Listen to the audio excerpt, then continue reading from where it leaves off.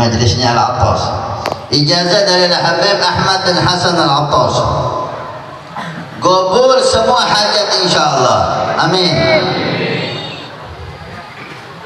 Beliau mengatakan siapa yang punya hajat kemudian membaca Ya Maulana ya Mujib, Ya Hadiran la yaghib, tawassalna ilaika bil habib, taqdi hajatina garib. Bareng bersama-sama, yang di rumah juga baca Ya Maulana ya Mujib, Ya Maulana ya Mujib, Ya Hadiran la yaghib, Ya Hadiran la yaghib,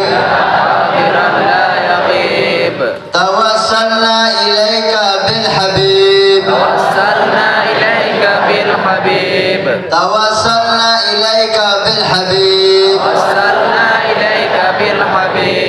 taqdi hajatina qarib, taqdi hajatina qarib.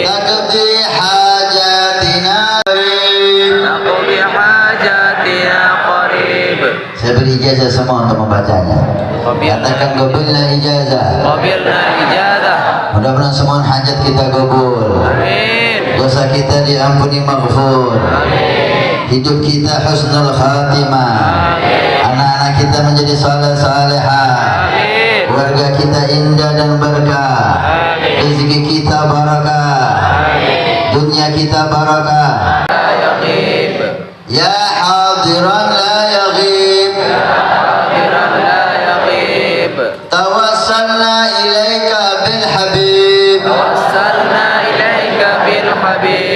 tawassalna ilaika bil habib,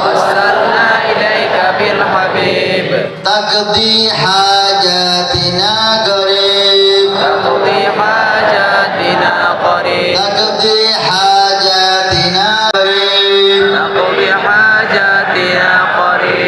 Saya beri ijazah semua untuk membacanya. Katakan qabilna ijazah. Mudah-mudahan semua hajat kita qabul. Dosa kita diampuni, maghfur. Hidup kita husnul khatimah. Anak-anak kita menjadi saleh salehah. Keluarga kita indah dan berkah. Rezeki kita barakah. Dunia kita barakah.